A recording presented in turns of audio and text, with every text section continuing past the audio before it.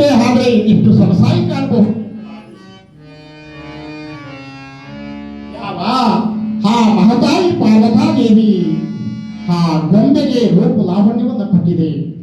ಗೊಂಬೆ ಇನ್ನೂ ಸರಿ ಕಾಣ್ತಾ ಇದೆ. ಇದಕ್ಕೆ ಜೀವ ಆದ್ರೆ ಈ ಮಗು ಇನ್ನಿಷ್ಟು ಯಾವ ಈ ಜಗನ್ಮಾತೆ ಪಾರ್ವತಾ ದೇವಿಯಾದರೂ ಆ ಗೊಂಬೆಗೆ ಜೀವ ಕಲಿಯುವನ್ನು ಕೊಟ್ಟಿದೆ. ತಕ್ಕಡಿಯಂತ ತಾಯಿ ನನ್ನನ್ನು ತಿಳಿಸಿ ಎಂಬುದಾಗಿ ಯಾವ ಕಂದ, ನಿಮ್ಮ ತಂದೆಯಾದರೂ ಭೂಲೋಕ ಸಂಚಾರಕ್ಕೆ ಹೋದವರು ಇನ್ನು ಬಾರಲೇ ಇಲ್ಲ ಮಗು.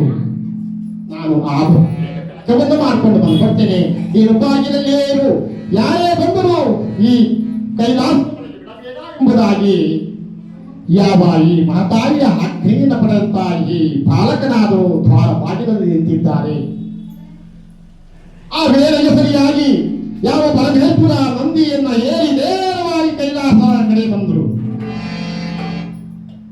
ತನ್ನ ತಂದೆಯಾದಂತಹ ಆ ಪರಮೇಶ್ವರ ಸ್ವಾಮಿ ಯಾವಾಗ ತಡೆಯಲಿ ಅಯ್ಯ, ಇದು ನನ್ನ ಕೈಲಾಸಕ್ಕೆಂಬ ಸ್ವಾಮಿ ನಿಮ್ಮದೇ ಇರಬಹುದು. ಆದರೆ ತಾಯಿಯ ವಾಕ್ಯವನ್ನು ಪರಿಪಾಲನೆ ಮಾಡುವುದು ಮಗನ ಕರ್ತವ್ಯವಾದ್ದರಿಂದ ನಾನು ನಿಮ್ಮನ್ನು ಹೊರಗಡೆ ಬಿಡಲಾರೆ.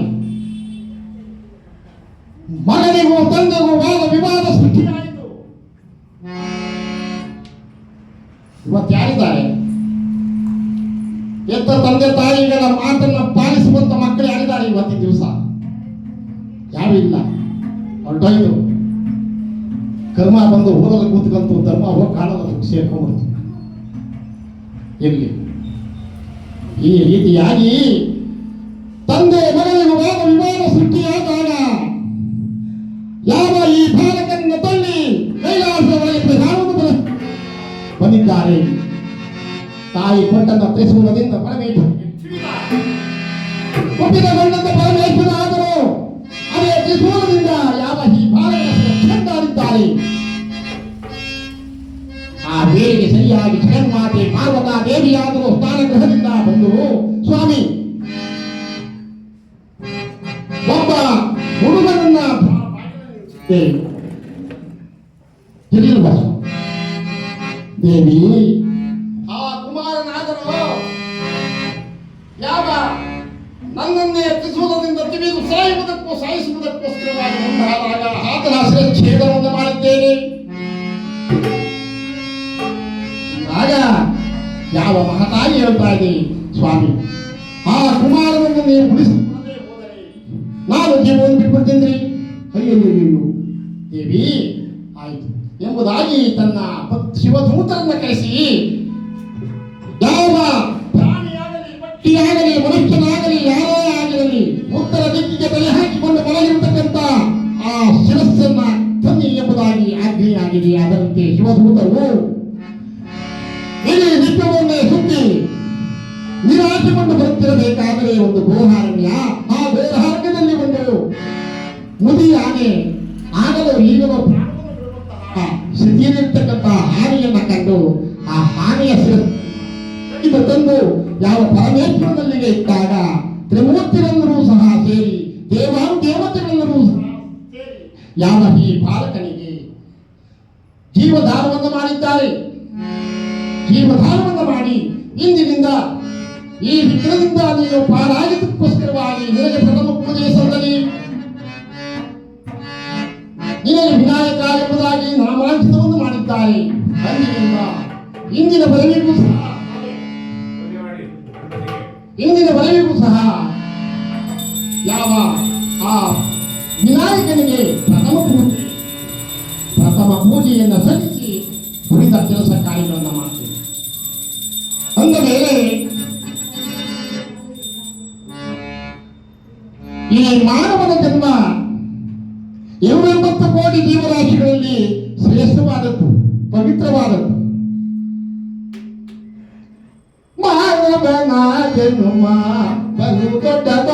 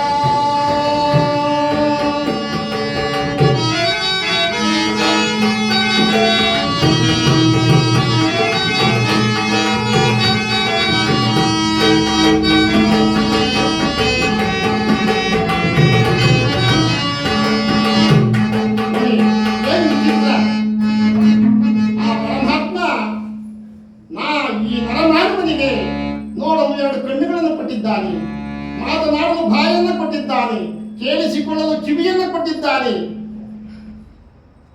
ಕೆಲಸ ಕಾರ್ಯಗಳನ್ನು ಮಾಡಲು ಕೈ ಕಾಲುಗಳನ್ನು ಕೊಟ್ಟಿದ್ದಾನೆ.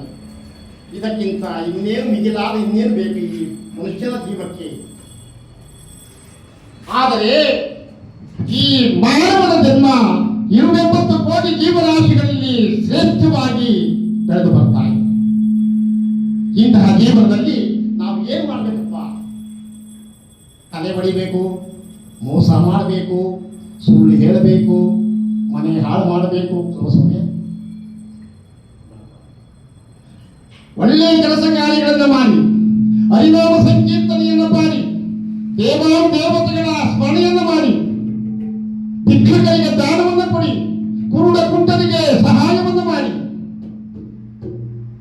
ಒಳ್ಳೆಯ ಕೆಲಸ ಕಾರ್ಯಗಳನ್ನು ಮಾಡಿ. ಕೆಟ್ಟದ್ದನ್ನು ಯೋಚನೆ ಮಾಡಬೇಡಿ. ನಿಮಗೆ ಕೆಟ್ಟದ್ದನ್ನು ಬಯಸಿದರೆ ಅವರಿಗೂ ಸಹ ಒಳ್ಳೆಯದನ್ನೇ ಬಯಸಿ. ಭಗವಂತ ಏಳು ಸಹ ಸುಖ, ಸಂತೋಷ, ನೆಮ್ಮದಿ, ಅಷ್ಟೈಕ್ಯ, ಈ ಸಂಪತ್ತನ್ನು ಕೊಟ್ಟು ಕಾಪಾಡ್ತಾನೆ. ಅದೇ ರೀತಿ ಕಾಲನ ದೂತನು ಕಾಪಿಡಿದಲವಾದ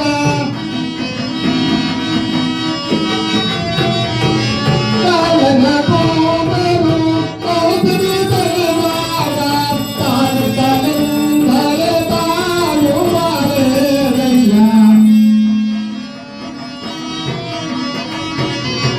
ತಾನು ತಲೆಂದರೆ ತಾನು ಮಾರೇರಯ್ಯ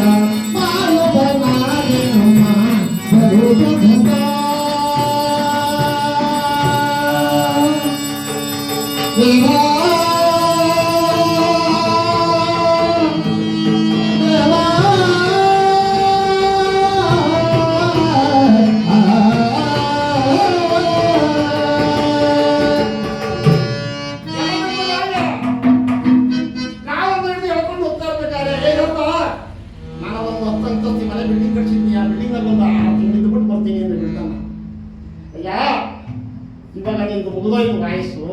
ನೀನು ಮಾಡಪ್ಪ, ಇರೋರು ಸುಖ ಫಲ ಸುಖ ಸಂತೋಷ ಅನುಭವಿಸ್ತಾರೆ. ನೀನು ಬಾ ಎಂಬುದಾಗಿ ಕರ್ಕೊಂಡು ಹೊರಟೆ ಹೋಗ್ತಾರೆ. ಇಂತಹ ಈ ಮನುಷ್ಯನ ಜೀವನದಲ್ಲಿ ಒಳ್ಳೆಯ ಕೆಲಸ ಕಾರ್ಯಗಳನ್ನು ಮಾಡಿ ಆ ಭಗವಂತ ಏಳು ಜನ್ಮಗಳಲ್ಲಿಯೂ ಸಹ ಸುಖ, ಶಾಂತಿ, ನೆಮ್ಮದಿ, ಅಷ್ಟೇ ಭೋಗ ಭಾಗ್ಯಗಳನ್ನು ಕೊಟ್ಟಿದ್ದಾನೆ.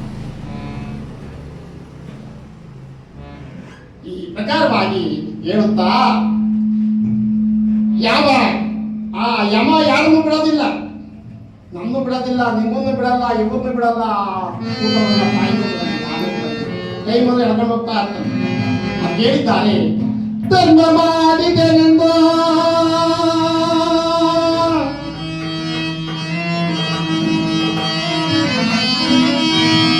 ನಮ್ಮ ನಿನ್ನ ಬಿಡುವುದಿಲ್ಲ,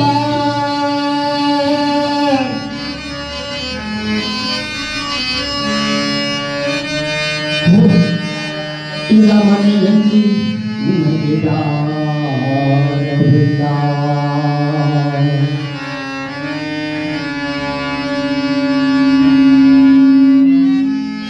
ನನ್ನ ಹಿಡಿದು ಕರೆತಂದ ಸತಿ ನಿನ್ನ ಜೊತೆ ಬರುವುದಿಲ್ಲ,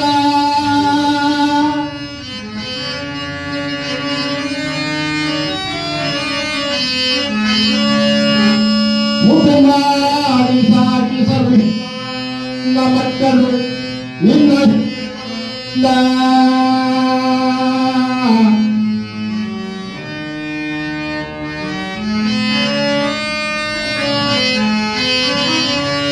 ಒಡವೆ ವಸ್ತ್ರ ಪೀತಾಂಬರಗಳು ಪೆಟ್ಟಿಗೆಯಲ್ಲಿ ಪಟ್ಟಿದ್ದರಲ್ಲ,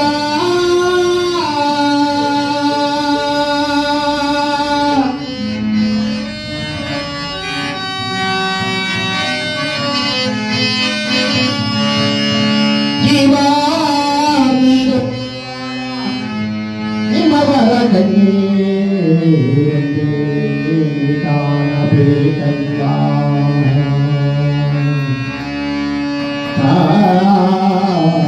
ಕಾಣಬೇಕಲ್ಲ.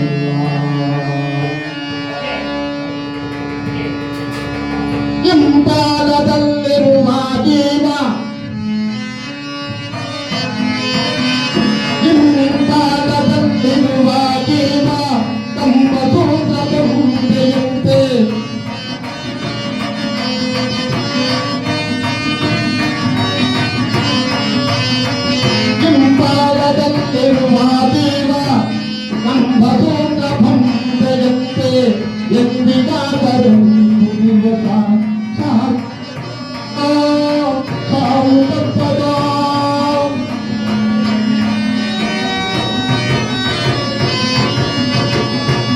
ಸಾವು ತಪ್ಪದ ಸಾವು ತಪ್ಪದ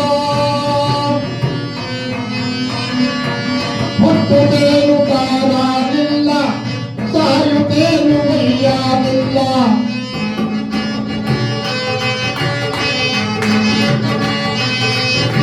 ಹುಟ್ಟುತ್ತೇನು ಕಾರಾಗಿಲ್ಲ ಸಾಯುತ್ತೇನು ವಯ್ಯಾಗಿಲ್ಲ ಸುತ್ತು ಸುತ್ತು ಈ ದೇಹ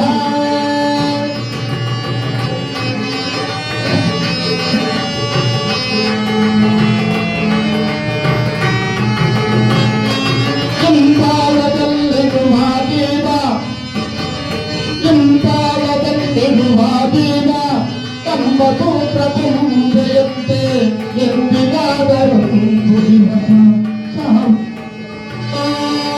ಸಾವು ತಪ್ಪದ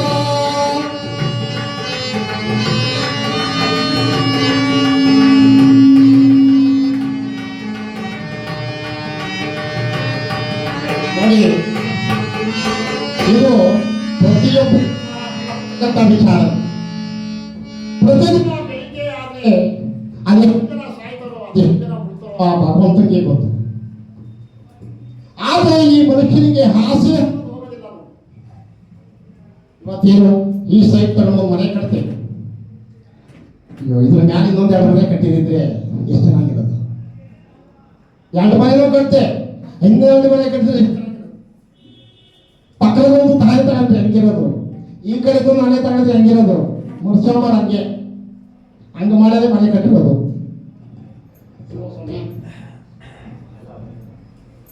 ಇರ್ಲಿ ಮನುಷ್ಯನಿಗೆ ಆಸೆಯನ್ನು ತಪ್ಪಿದ್ದಲ್ಲ ನೋಡಿ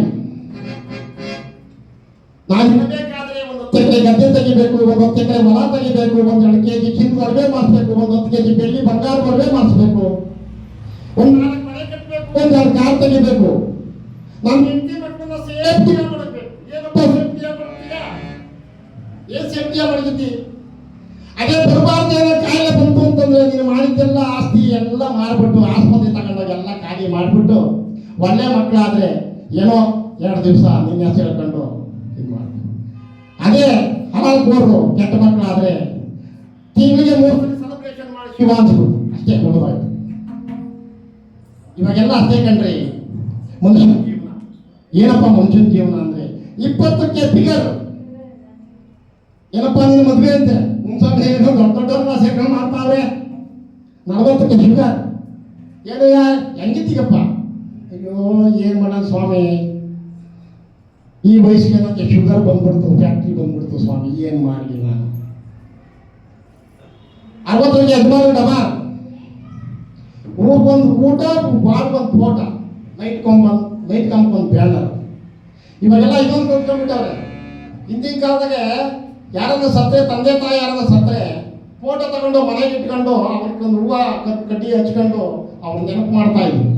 ಇವಾಗಿಲ್ಲ, ಲೈಟ್ ಕಂಪಲ್ಟೋಗ್ಬಿಟ್ರು. ಯಾಕಪ್ಪ? ಮಳೆಗೆ ನೆಂದು ಗಾಳಿಗೆ ಅಲ್ಲಾಡಿ ಚಳಿ ಒಳಗೆಲ್ಲ ಅಲ್ಲಾಡಿ ಕೆಳಗೆ ಬಿದ್ದು ಅದ್ರ ಮೇಲೆ ನಾಯಿ ಕ್ಯಾಕ್ ಅಂತ ಜನ ಹೋಗೋದು ಚಟ್ರಿ ಕಾಲದಾಗ ಮುಕ್ತಿ ಅವಾಗ ಮುಕ್ತಿ ಸಿಗ್ತದೆ. ಎಲ್ಲ ಲೈಟ್ ಕಂಪ್ ಬಂದ್ಬಿಡ್ತು ಇವಾಗ.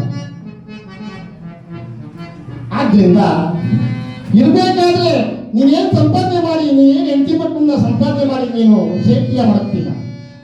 ರಾಮ ಲಕ್ಷ್ಮಣನ ಆಂಜನೇಯ ತನ್ನ ಬಾಲದ ಕೋಟೆಯಲ್ಲಿ ನಾನು ಸಂರಕ್ಷಣೆ ಮಾಡ್ತೀನಿ ಎಂಬುದಾಗಿ ಕೂಡ ಹಾಕೊಂಡಿದ್ದಂತೆ. ಅವ ಯಾರು ಮಹಿರಾವಣ ಅನ್ನೋರು ಬಂದು ನೆಲದಲ್ಲೇ ಕರ್ಕೊಂಡ್ಬಂದು ರಾಮ ಲಕ್ಷ್ಮಣ ಎತ್ಕೊಂಡು ಪರಾರಿ ಆಗೋರು.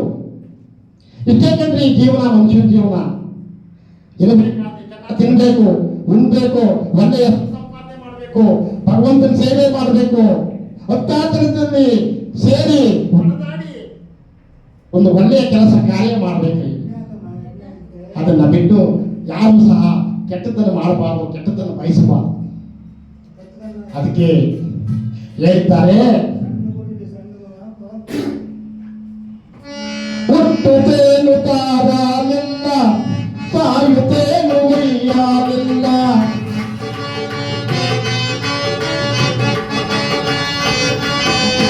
ಹುಟ್ಟುತ್ತೇನು ತಾರಾಲಿಲ್ಲ, ಸಾಯುತ್ತೇನು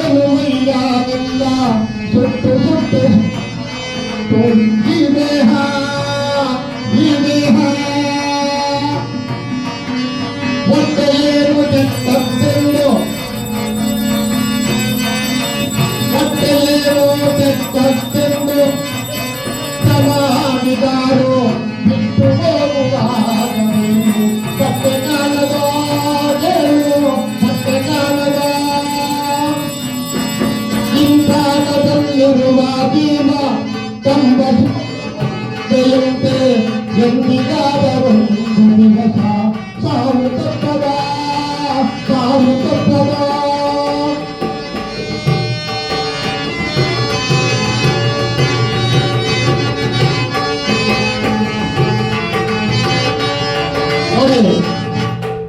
ಮನೆಯಲ್ಲಿ ಯಾರು ಹೋಗ್ಬೇಕಾದ್ರೆ ತಗೊಳಪ್ಪ ನೀನ್ ನಿಂದೆ ನಿನ್ನ ಗಂಡ ಮಕ್ಕಳು ಅಪ್ಪ ಅಮ್ಮ ಬಂಧು ಬಳಗ ಯಾರು ಬರೋದಿಲ್ಲ. ಹೋಗೋ ದಾರಿನಲ್ಲಿ ನಿನಗೆ ಪರಿಚಯದವ್ರು ಯಾರು ಇರ್ತಾರೋ ಇರೋದಿಲ್ವೋ, ನೀರು ಸಿಗುತ್ತೋ ಊಟ ಸಿಗುತ್ತೋ ಇಲ್ವೋ, ಒಂದು 10,000 ರೂಪಾಯಿ ಇಟ್ಕೊಂಡು ಹೋಗಿರು ಅಂತ ಯಾರನ್ನ ಕೊಟ್ಟು ಕಳಿಸ್ತಾರ. ಆಕೆ ಹುಡುದಾರನ್ನು ಬಿಡೋದಿಲ್ಲ, ಆ ಹುಡುದಾರನ್ನು ಕಿತ್ತಿ ಸಾಕ್ಬಿಡ್ತಾರೆ. ಇಷ್ಟೇ ಮನುಷ್ಯನ ಜೀವನ. ಮೊನ್ನೆ ನಮ್ಮ ಸ್ನೇಹಿತ ಜಯಂತಿ ಸತ್ತೋಗ್ಬಿಟ್ಟಿದ್ದು, ಹೋಗಿದ್ದೆ. ಏನು ಚಳಿ ಪಂಚೆ ಹಾಕ್ಯವನೆ, ಚಳಿ ಬಿಳಿ ಬಿಳಿ ಶರ್ಟ್ ಹಾಕ್ಯವನೆ, ಚೇರ್ ಮೇಲೆ ಕೂತ್ಕೊಂಡು ಅಳ್ತಾವನೆ. ನೋಡ್ದ, ಬಾರೋ ಶಿವ ಬಾರೋ ನೋಡ ನಮ್ಮ ಮನೆ ಮಹಾಲಕ್ಷ್ಮಿ ಹೆಂಗೋ ಹೆಂಗ್ ಮನೆಗೆ ನೋಡೋ ಹೊರಟಾಗ್ಬಿಟ್ರಲ್ಲ. ನಾನು ಹೇಳಿದೆ ಆಯ್ತಪ್ಪ ಏನ್ ಮಾಡಕ್ಕಾಗಲ್ಲ, ಮುಂದಿನ ಕಾರ್ಯ ನೋಡಯ್ಯ. ಅಲ್ಲಪ್ಪ ನನ್ನದು ಏನಿತ್ತು, ಇವನ್ನ ಕಟ್ಕೊಂಡು ಕೈ ಹಿಡ್ಕೊಂಡು ಕರ್ಕೊಂಡ್ ಬಂದೆ ಕಣ. ಲಕ್ಷ್ಮಿ ಉಟ್ಕೊಂಡು ಹುಟ್ಟು ಮನೆಯಲ್ಲಿ 10 ಎಕರೆ ಗದ್ದೆ ಮಾಡಿದೆ, 10 ಎಕರೆ ಹೊಲ ಮಾಡಿದೆ, 2 ಕೆಜಿ ಚಿನ್ನ ಒಡವೆ ಮಾಡಿಸ್ದೆ, 10 ಕೆಜಿ ಬೆಳ್ಳಿ ಒಡವೆ ಮಾಡಿಸ್ದೆ, 4 ಮನೆ ಕಟ್ಟೆ, 4 ಕಾರ್ ತಗೊಂಡೆ. ಸಾಲದಕ್ಕೆ ಚೇರ್ ಮೇಲೆ ಆಗುತ್ತಲ್ಲ ನಾನು. ಇವರೇ ಇಲ್ಲ ಅಂದ್ಮೇಲೆ ಈ ಜೀವನ ಏನು ಅಮ್ಮ. ಪಕ್ಕದಾಗ ಕೂತಿದ್ದ, ಗಂಗಣ್ಣ ಬಾರ ಇಲ್ಲಿ ಅಂತ. ಏನಣ್ಣ ನೋಡ, ಆ ಮೂಗ್ನಾಗೆ ಆ 3 ಗ್ರಾಮಿಂದ 3 ಗಂಟೆ ಐತೆ, ಅದು ಬಿಚ್ಕೊಂಡ್ಬಿಡ್ರ. ಇನ್ನೊಂದು ಅರ್ಧ ಗಂಟೆ ಬೆಂಕಿಗೆ ಹಾಕಿ ನೋಡಿ. ಅವನಿಗೆ ಒಡವೆ ಬೇಡ, ವಸ್ತ್ರ ಬೇಡ, ಹಣ ಬೇಡ, ಹೊಲ ಬೇಡ, ಮನೆ ಬೇಡ, ಏನು ಬೇಡ, 3 ಗ್ರಾಮ್ ಚಿನ್ನದ ಮೂಗು ಕೊಟ್ಟಬೇಕು. ಇಷ್ಟೇ ಮನುಷ್ಯನ ಆಸೆ ಹುಟ್ಟಿದ್ದಲ್ಲ. ಅದಕ್ಕೆ ದೊಡ್ಡವರು ಹೇಳಿದ್ದಾರೆ, 8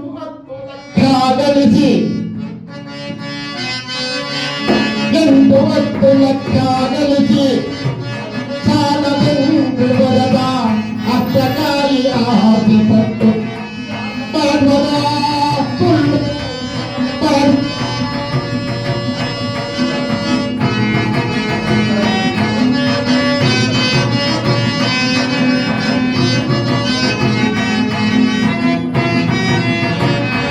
ಎಂದು 10 ಲಕ್ಷ ಗಳಿಸಿ ಸಾಲವೆಂದು ಬರದ ಅರ್ಥಕಾರಿ ಆಸೆ ಪಟ್ಟು ಮಾರ್ವದ ಸುಳ್ಳು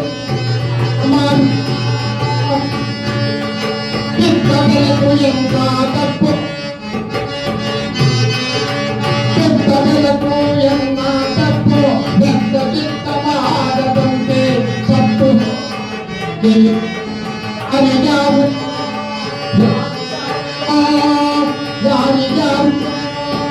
ಯಾರಿಗಾವುದೋ ಹಿಂಪಾಲದಲ್ಲೇ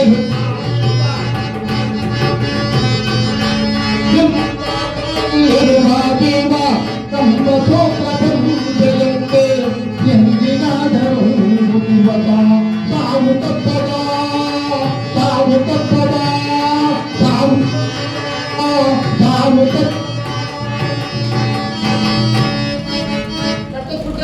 ಪುಣ್ಯ ಅದನ್ನ ನೋಡ್ಬೇಕು, ಅದನ್ನ ಅನುಭವಿಸ್ಬೇಕು, ಆ ಸಿರಿ ಸಂಪತ್ತನ್ನ. ಅದಕ್ಕೆ ಭಗವಂತ ಬಿಡ್ಬೇಕಲ್ಲ. ಯಾವುದೇ ಒಂದು ಕಟ್ಟಿಸಿದ್ರು ಅದು ನೋಡೋದಕ್ಕೆ ಪುಣ್ಯ ಇರಬೇಕು. ಆ ಭಗವಂತ ಬಿಟ್ಟಿರ್ತಾನೆ. ಮೊನ್ನೆ ತುಮಕೂರು ಹತ್ರ ಊಳೂರಲ್ಲಿ ನಮ್ಮ ಸ್ನೇಹಿತ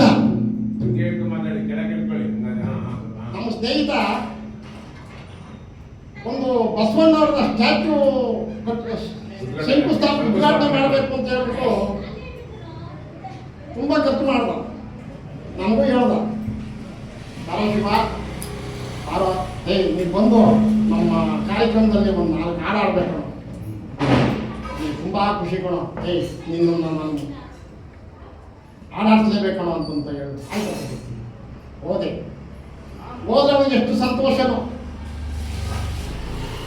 ಹೋಗಿ ಆ ವೇದಿಕೆ ಮೇಲೆ ನಿಂತ್ಕೊಂಡು ಒಂದು ಹಾಡು ಆಡ್ತಾ ಇದ್ದೀನಿ. ಆತ ಬಂದು ಒಂದು ಹೂನಾರ ಹಾಕಿದ. ಹೋಗಿ ಅವನ ಕೂತ್ಕೊಂಡ ತಲೆ ಬಗ್ಗಿಸ್ತಾ ಜೋರು ಸುರಿಸ್ಬಿಟ್ಟು ಅಲ್ಲಿಂದ ಯಾಕೆ ಬಿಡ್ತಾ ಇಮ್ಮಿಡಿಯೇಟ್ ಎತ್ಕೊಂಡು ತುಮಕೂರು ಜಿಲ್ಲಾ ಆಸ್ಪತ್ರೆ ತಗೊಂಡೋದ್ರು. ಉಳಿಲಿಲ್ಲ. ಹತ್ತು ಅರ್ಧ ಗಂಟೆ ಗಂಗಣ್ಣವ್ರು ಸತ್ತೋಗುವಂತ ವರ್ತಮಾನ ಬಂತು, ಫೋನ್ ಬಂತು. ಅವನ ಜ್ಞಾಪಕಾತ್ಮಕವಾಗಿ ಅವತ್ತು ರಾತ್ರಿ ಎಲ್ಲ ಅಲ್ಲೇ ಇದ್ದು ಅವನ ಆತ್ಮಕ್ಕೆ ಶಾಂತಿ ಕೋರಿ ಬಂದಿಲ್ಲ.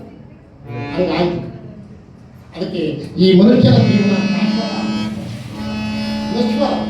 ಇರತಕ್ಕಂಥ ಈ ಜೀವನದಲ್ಲಿ ಒಳ್ಳೆಯ ಕೆಲಸ ಕಾರ್ಯಗಳನ್ನು ಮಾಡಿ ಆ ಪರಮಾತ್ಮನ ಸಂಕೀರ್ತನೆಯನ್ನ ಹಾಡಿ ಆ ಭಗವಂತ 7 ಜನ್ಮಗಳಲ್ಲಿಯೂ ಸಹ ಸುಖ, ಸಂತೋಷ, ನೆಮ್ಮದಿ, ಅರ್ಥೈಶ್ವರ್ಯ, ಭೋಗಭಾಗ್ಯ, ಸಿರಿ ಸಂಪತ್ತು ಎಂಬುದಾಗಿ ಹೇಳುತ್ತಾ ಯಾವ ಜಗನ್ಮಾತೆಯಾದಂತಹ ಸರಸ್ವತಾ ದೇವಿಯನ್ನ ಯಾವ ರೀತಿಯಾಗಿ ಕೊಂಡಾಡ್ತಾ ಇದ್ದೇವಪ್ಪ ಅಂದರೆ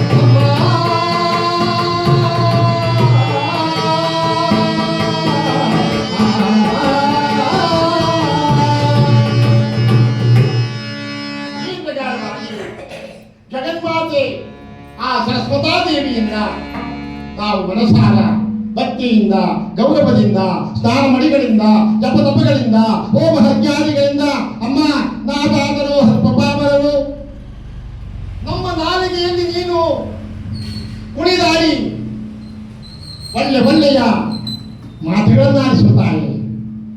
ಅಮ್ಮ ನಮ್ಮನ್ನು ಕಾಪಾಡು ಎಂಬುದಾಗಿ ಆ ಮಹತಾಯಿಯಲ್ಲಿ ನಾವು ಬೇಡಿಕೊಳ್ಳುತ್ತಾ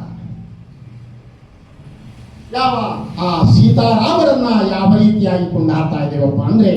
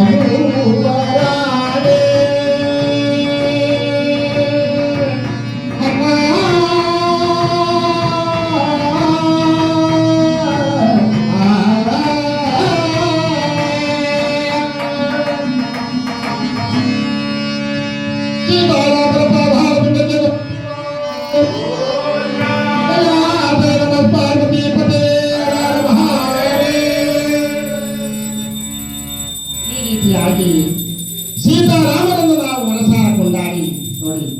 ಈ ಜಗತ್ತಿನಲ್ಲಿ ಹೆಣ್ಣಿಗೆ ಬಹಳ ಹಿಂದಿನಿಂದಲೂ ಸಹ ಒಳ್ಳೆಯ ಸ್ಥಾನ, ಮಾನ, ಗೌರವವನ್ನು ಕೊಟ್ಕೊಂಡ ಇವತ್ತು ಕೊಡ್ತಾರೆ ಬಿಡಿ. ಇವತ್ತು ಹೆಣ್ಮಕ್ಳು ದಾಳಿಗೆ ಹೋದ ಅಂದರೆ ಏನು ತಲೆ ಭಾರಿ ಬಹುಮಾನ ಇರಿ. ಅದು ಕಾಲದ ಮಹಿಮೆ, ಏನು ಮಾಡೋಕ್ಕಾಗಲ್ಲ.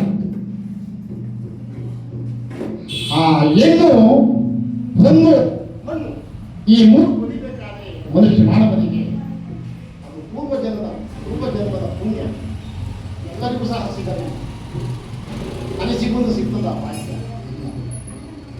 ನಾವೇನಿದ್ರು ಈ ಥರ ಹೋಗ್ಬಿಟ್ಟು ರಾತ್ರಿ ಎಲ್ಲ ಅದೇ ಪುಣ್ಯ ನಮಗೆ. ಮೊದಲನೇವ್ರಿಗೆ ಏನು ಗೊತ್ತಾ, ಇವತ್ತೇನು ಪಕ್ಕ ಸೈಡ್ ತರಬೇಕು, ಮುಂದಿನ ಸೈಡ್ ತರಬೇಕು, ಹಿಂದೆ ತರಬೇಕು, ಕಟ್ಟಬೇಕು, ಟೆನ್ಷನ್.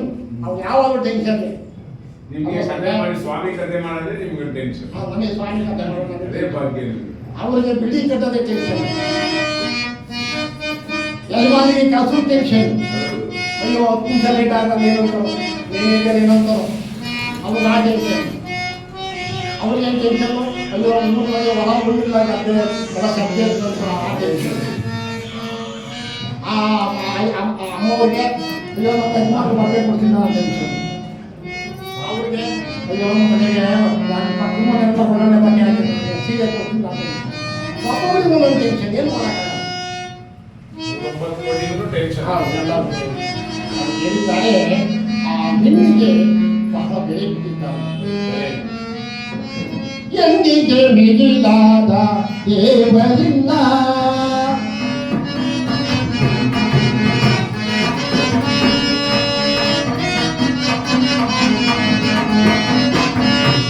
ಎಂದಿಗೆ ಮಿಗಿಲಾದ ದೇವರಿಲ್ಲ, ನಮಗೆ ಮಿಗಿಲಾದ ಮಗನಿಲ್ಲ.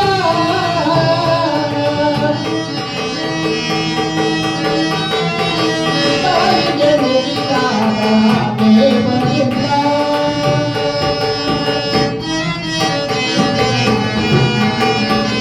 ತಾಯಿಗಿಂತಲೂ ಮಿಗಿಲಾದ ದೇವರಿಲ್ಲ, ಹೆಣ್ಣಿಗಿಂತಲೂ ಮಿಗಿಲಾದ ದೇವರಿಲ್ಲ.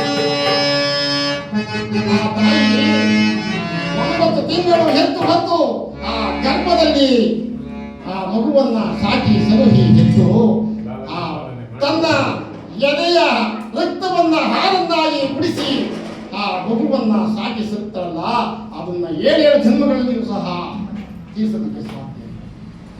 ಹೇಳಿದ್ದಾರೆ ಏನು ಎಣ್ಣೆ ನದಿರೋ ಎಣ್ಣೆ ಮಾನವ,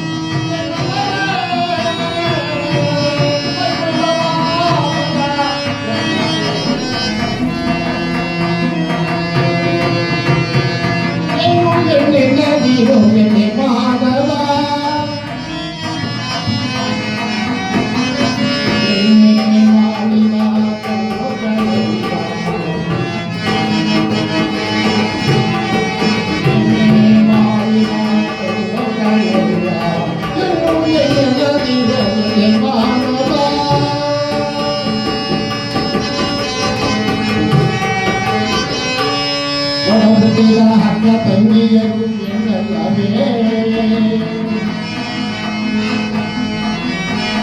ಜಗದೋಡಿ ಬಂದನದಿರು ಎನ್ನಲ್ಲವೇ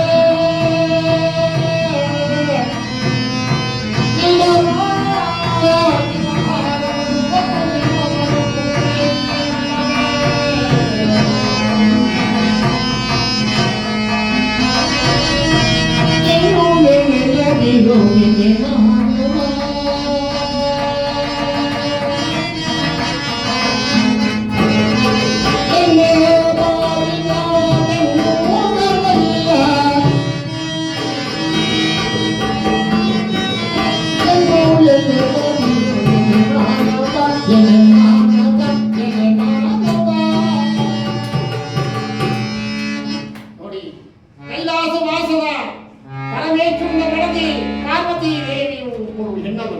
ಹೌದು ಆ ಶ್ರೀಮನ್ನಾರಾಯಣನ ಸತಿಯಾದಂಥ ಲಕ್ಷ್ಮೀ ದೇವಿಯು ಒಬ್ಬರು ಹೆಣ್ಣರು. ಹೌದು ಆ ಬ್ರಹ್ಮಲೋಕದ ಬ್ರಹ್ಮನ ಮಡದಿಯಾದಂಥ ಸರಸ್ವತ ದೇವಿಯು ಹೆಣ್ಣಲ್ಲವೇ? ಒಡ ಹುಟ್ಟಿದ ಹಕ್ಕ ತಂಗಿಯರು ಹೆಣ್ಣಲ್ಲವೇ? ಜನ್ಮ ಕೊಟ್ಟು ಸಾಕಿ ಸಲಹಿ ಬೆಳೆಸಿ ತೂತಿಟ್ಟು ಮುತ್ತಿಟ್ಟು ಸಾಕಿ ಸಲಹಿದ ಆ ತಾಯಿ ಹೆಣ್ಣಲ್ಲವೇ? ತನ್ನವರನ್ನು ಮರೆತು ತನ್ನ ಬಂಧು ಬಳಗವನ್ನು ಮರೆತು ನೀನೇ ಸರ್ವಸ್ವ ಎಂದು ಕೈ ಹಿಡಿದು ಬಂದ ಆ ಸತಿಯನ್ನ ಹೆಣ್ಣಲ್ಲವೇ?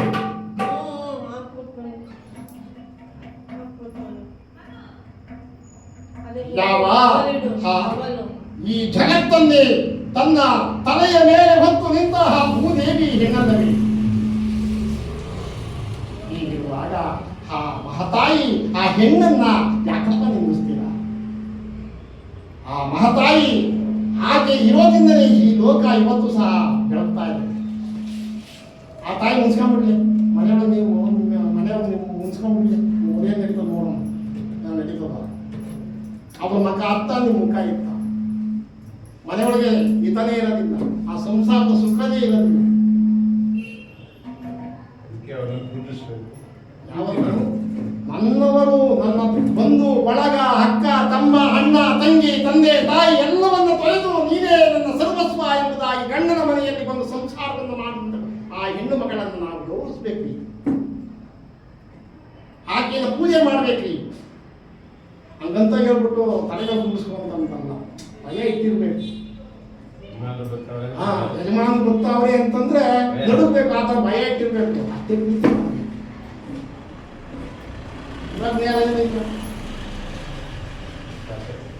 ಗೊತ್ತಾಯ್ತು,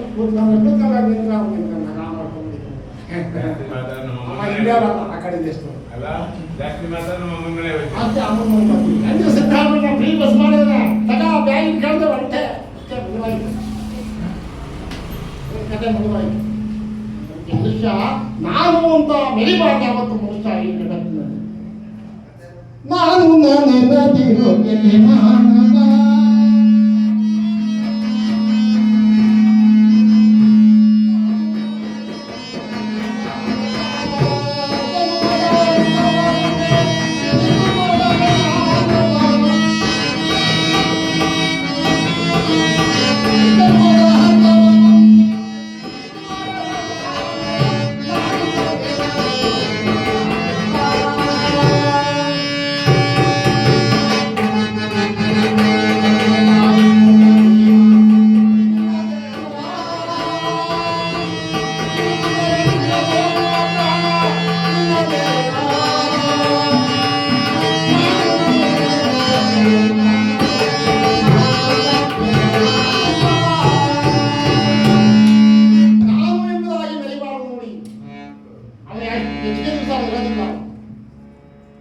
ಅಣ್ಣ ಅಪ್ಪ ಎಂಬುದಾಗಿ ತಲೆ ಬಗ್ಸಿ ಯಾರು ಬಗ್ಗಿ ಯಾರು ನಡೀತಾರೆ?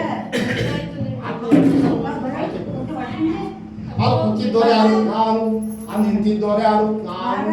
ಅಡುಗೆ ಮಾಡ್ತಿದ್ದವ್ರು ಯಾರು? ನಾನು. ಅಲ್ಲಿ ಕಥೆ ಮಾಡ್ತಿದ್ದವ್ರು ಯಾರು? ನಾನು. ಅನುದಾನ ಮಾಡೋದು ನಾನು. ಎಲ್ಲರಿಗೂ ಈ ಮನುಷ್ಯ ನಾನು ನಾನು ನಾನು ಅಂತ ಹೇಳ್ತಾರೆ. ಒಂದೇ ಒಂದು ವಿಚಾರ ನಾನಲ್ಲ ಅಂತ ಹೇಳ್ತಾರೆ.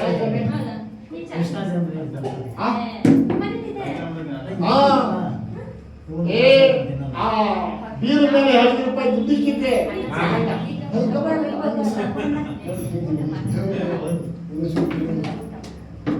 ಅದಕ್ಕೆ ನಾನು ಎಂಬುದಾಗಿ ಬೆಳಿಬಾರದು. ಆತ ನಡೆದಷ್ಟು ಅವನು ಕೆಳಗೆ ಹೋಗೋದಿಲ್ಲ. ದುಡಿತಾ ಇರ್ತಾರೆ. ಆದ್ದರಿಂದ ಈ ಮನುಷ್ಯನ ಜೀವನ ನಶ್ವರ. ಇಂತಹ ಜೀವನದಲ್ಲಿ ಒಳ್ಳೆಯ ಕೆಲಸ ಕಾರ್ಯಗಳನ್ನು ಮಾಡಿ ಹರಿನಾಮ ಸಂಕೀರ್ತನೆ, ಶಿವನಾಮ ಸಂಕೀರ್ತನೆ ಇವುಗಳನ್ನು ಕೇಳಿ ನೀನು ಮಾಡಿದ ಪಾಪ ಕರ್ಮಗಳನ್ನು ಹೋಗಲಾಡಿಸಿತು. ಕಾಶಿಗೆ ಹೋಗ್ಬೇಕಾದ್ರೆ ಕರ್ಮ ಕಳೆಯೋದಕ್ಕೆ ಮನೆಗೆ ಅವರೇ ತಂದೆ ತಾಯಿ ಎಷ್ಟೆಲ್ಲ ಪೂಜೆ ಮಾಡ್ತಾರಪ್ಪ ಮನೆಯೊಳಗಿರೋ ತಂದೆ ತಾಯಿನ. ಅನಾಥಾಶ್ರಮ ಇವಾಗೆಲ್ಲ ಅದನ್ನು ಬಂದ್ಬಿಟ್ಟದೆ.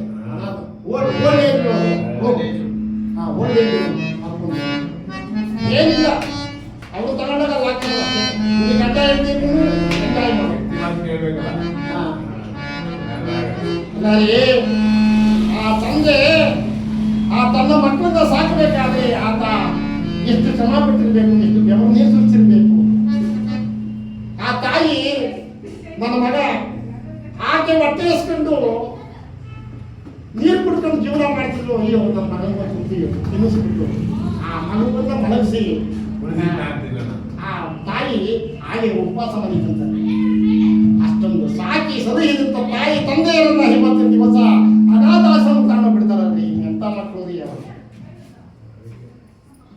ಅದು ನೋಡಿದ್ರೆ ಭಾರಿ ಹೊಟ್ಟೆ ಹೋಗಿದ್ರು. ನೀವು ಹೇಳಿದ್ರೆ 20-40 ಕೊಂಡಾಯ್ತವ. ಅದೇ 20ಕ್ಕೆ ಫಿಗರು, 40ಕ್ಕೆ ಫಿಗರು, 60ಕ್ಕೆ ಯಜಮಾನ ಡಮಾರಿ 60 ಇಲ್ಲ ಇವಾಗ 25-30ಕ್ಕೆ ಡಮಾರ್ ಆಗ್ತಾವೆ. ಅದನ್ನ ಕಾಲದಲ್ಲಿ ಇವತ್ತು 100 ವರ್ಷ ಚೆನ್ನಾಗಿ. ಆಗಿನ ಕಾಲ ನಮ್ಮ ತಂದೆಗೆ 95 ವರ್ಷ. ಇವತ್ತು ಅವ್ರ ಕೈಗೆ ಅಲ್ಲಾಡ್ಸಕ್ಕಾಗಲ್ಲ. ನಾವು ಬಂದಿದ್ರು ಕೇಳಿ ತಂದೆ ಕರ್ಕೊಂಡು ಹೋಗಿದ್ದೆ ನಮ್ಮ ಊರಿಗೆ. ನಮ್ಮ ತಂದೆನ ನೋಡಿ ಆಶ್ಚರ್ಯಪಟ್ಟು ಅಂತವ್ರು ಇರ್ಬೇಕು ನನಗೆ. ವರಮಹಾಲಕ್ಷ್ಮಿ ಹಬ್ಬ ಮಾಡುವ ಇಲ್ಲಿ ನನಗೆ ತಿನ್ನಕ್ಕೆ ಅನ್ನ ಹಿಡಿತಾ ಇಲ್ಲ. ಅಲ್ಲಿ ನಮ್ಮ ಅಪ್ಪ ಅಮ್ಮ ಏನು ಮಾಡ್ಕೊಂಡು ಬೆಳಿಗ್ಗೆ ಎದ್ದು ಒಂದು 20-30 ಒಬ್ಬಟ್ಟು ಮಾಡಿಸ್ಕೊಂಡು ರವೆ ಉಂಡೆ, ಚಕ್ಲಿ, ನಿಪ್ಪಟ್ಟು, ಕೋಡ್ಬಳೆ ಇವನ್ನೆಲ್ಲ ತಗೊಂಡು ಇಲ್ಲಿಂದ ಹೊರಟೆ. ನಾನು ಬರ್ತೀನಿ ಅಂದ್ರು ಇವರು ಹೋರಪ್ಪ ಅಂತ ಕರ್ಕೊಂಡೋಗಿ ಅಪ್ಪ ಅಮ್ಮನ ಇಬ್ಬರನ್ನ ಕರೆದು ಉಂಡಿಸಿ ಅವ್ರು ಊಟ ಮಾಡಿಸಿ ಅವ್ರ ಬಾಯಿಗೆ ನಾನು ಇಬ್ಬರು ಬಾಯಿಗೆ ಒಂದೊಂದು ತುಪ್ಪ ಇಟ್ಟು ಅವ್ರ ಕಾಯಿ ನಮಸ್ಕಾರ ಮಾಡ್ಕೊಂಡು ಬಂದೆ. ಜೊತೆಗೆ ಸಿಗ್ಬೇಕಲ್ಲ. ಇರೋದಿಲ್ಲ ಕರ್ಕೊಂಬಂದು ಬಿಡಿಸ್ಕೊಂಡಿದ್ದೆ. ಕೈ ಕಾಲು ಇಟ್ಟಿದ್ದಪ್ಪ ಈ ವಾತಾವರಣ ಸೆಟ್ ಊರಲ್ಲಿದ್ರೆ ಅವ್ರಿಗೆ ಏನು ಇಲ್ಲ. ಅಲ್ಲಿ ಬೋರ್ವೆಲ್ ಇರುತ್ತವೆ, ಅಲ್ಲಿ ಚೆನ್ನಾಗಿ ಆಟದಕ್ಕೂ ಮಾಡೋದಕ್ಕೂ 10 ಸರಿ ಓಡಾಡ್ತಾರಲ್ಲ, ಅಲ್ಲೇ ವ್ಯಾಯಾಮ ಆಗೋಯ್ತು ಅವ್ರಿಗೆ. ಇಲ್ಲೇನು ಬೆಳಿಗ್ಗೆ ಪಾರ್ಕಿಗೆ ಹೋಗಿದ್ದೆ ವಾಕಿಂಗ್ ಮಾಡಕ್ಕೆ. ಏನ್ ಮನೇಲಿ ಕೂತು ವಾಕಿಂಗ್ ಮಾಡೋದು ಇನ್ನೇನು ಹೋಗ್ತಾರೆ. ಅದೆಲ್ಲ ಹೇಳ್ತಾರೆ ಮಾಡ್ಬೋದು. ಹಿಂದೆ ಯಾರು ಹಂಗೆ ಮಾಡೋ ತಾಯಿ ಆ ಕಡೆ ದೇಶದವರು ರಾಜಸ್ಥಾನ, ಕೇರಳ ಆ ಕಡೆ ಆ ಕೆಲಸ ಮಾಡಿ ಹಿಂದೆ ಯಾರು ಮಾಡೋದಿಲ್ಲ. ಒಳ್ಳೆ ಹುಡುಗರು ಹಂಗೆ ಹುಡುಗಿದ್ರು ಹಂಗೆ ಭಾರಿ ಒಳ್ಳೆಯದು. ಆಗಿನ ಕಾಲದಲ್ಲಿ ನಮ್ಮ ತಾತ ಕಾಲದಲ್ಲಿ ಆ ಚಡ್ಡಿಗಳು ಆಗಾಗ ಈ ಸಿಟಿಗೂ ಬಂದ್ಬಿಟ್ಟದೆ. ಹೌದು. ದೇವಸ್ಥಾನಗಳಿಗೆ ಆಮೇಲೆ ಈಗ ಊಟ ಇವಾಗಿಲ್ಲ ಸ್ವಾಮಿ. ಅವಾಗ ತುಪ್ಪ ಕಾಯಿಸ್ತಾ ಇದೆ ಊರು ತುಂಬ ಗಮ ಗಮ ಗಮ ಗಮ ಅಂತ ಇಟ್ಟಿರ್ತಾನೆ. ಸಾರು ತುಪ್ಪ ಕಾಯಿ ಮಾಡಿ ಊರು ತುಂಬ ಗಮಾಯಿಸ. ಏನು ಊಟ ಮಾಡಿದ್ರೆ ಉಪ್ಪೇಸರು ಇಟ್ಟು ಹೌದು. ಆ ಮುದ್ದೆ ತಿರುಗ್ತಾ ಇದೆ ಗಮ ಗಮ ಗಮ ಅನ್ನೋದು ಅಲ್ವಾದ್ಯಮ್ಮ. ನಿಜ ತಾನೇ? ಇವತ್ತೇನಿಲ್ಲ ಈ ಮುದ್ದೆ ತಿರುಗಿ ಮನೆಗೆ ವಾಸನೆ ಇಲ್ಲ, ತುಪ್ಪ ಕಾಯಿ ಮನೆಗೆ ವಾಸನೆ ಇಲ್ಲ. ಏನ್ರಿ ಆಯ್ತು. ಈ ರೀತಿಯಾಗಿ ಯಾವ ಆ ಶ್ರೀ ಸೀತಾರಾಮನನ್ನು ನಾವು ಕೊಂಡಾಡಿ ಆ ವೈಕುಂಠ ವಾಸನಾರನ್ನ ವೆಂಕಟೇಶ್ವರನನ್ನು ಯಾವ ರೀತಿಯಾಗಿ ಕೊಂಡಾಡ್ತಾರೆ.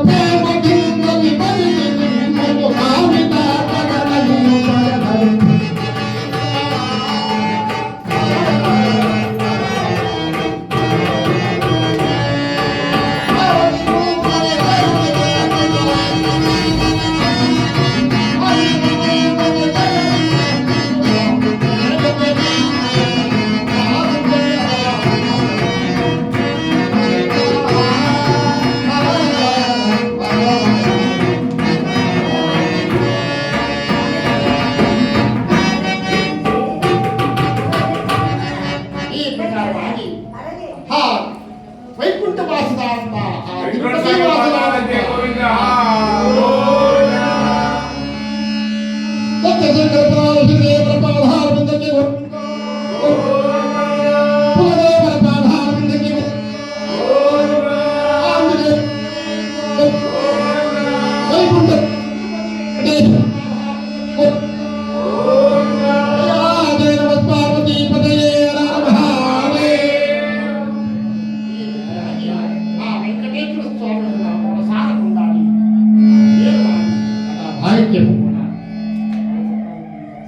ಅಣ್ಣ ತಮ್ಮಂದಿರಿ, ಅಕ್ಕ ತಂಗಿಯರಿ, ಭಕ್ತ ಮಹಾಶಯರಿ,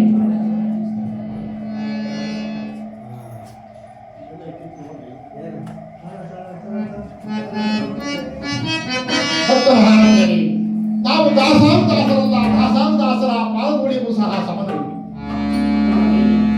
ಪರಮಾತ್ಮನ ಕೃಪಾ ಕಟಾಕ್ಷದಿಂದ ನಾವು ಆ ಪರಮಾತ್ಮನ ಸಂಕೀರ್ತನೆಯನ್ನ ಪಾಡುತ್ತಾ ಕಾಲ ಹಣೆಯನ್ನು ಮಾಡ್ತಾ ಇದ್ದೇವೆ. ಅಂದರೆ ನಾವಾದರೂ ಸ್ವಲ್ಪ ಪಾಮರರು, ನಮ್ಮ ನಾಲಿಗೆಯಿಂದ ಹಲವಾರು ಗ್ರಾಮ ಶಬ್ದಗಳು ಬರಬಹುದು, ಪದ ನುಡಿಗಳು ಬರಬಹುದು, ತಪ್ಪು ವಚನಗಳು ಬರಬಹುದು. ಇವುಗಳೆಲ್ಲವನ್ನು ಸಹ ನಮ್ಮ ವಾದ್ಯ ವೃಂದದವರಿಂದ ಲಯ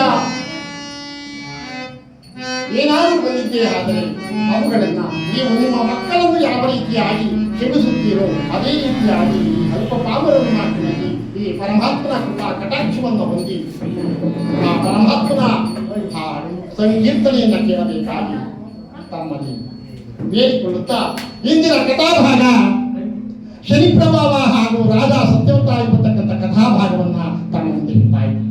ಪೂಜೆ ಮಾಡಿಸೋಣ. ಇವತ್ತಿನ ದಿವಸ ಕಡೆಯ ಶ್ರಾವಣ ಶನಿವಾರ, ಬಹಳ ಶ್ರೇಷ್ಠವಾದ ಶನಿವಾರ.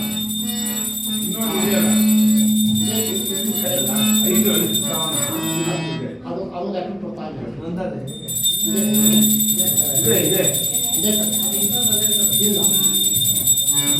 ಶ್ರೇಷ್ಠವಾದ ಶನಿವಾರ. ಈ ಶನಿವಾರದಂದು ನಮ್ಮ ಮುನಿಸ್ವಾಮಿಯವರು ಮಾಡಿ ಬಿಟ್ಟಾಕಿ ಮಾಡಿ ತೆಗೆದಾಕಿ ಪೂಜೆ ಮಾಡಿ ನವಗ್ರಹ ಬರ್ತದೆ, ನವಗ್ರಹ ಮಾಡಿ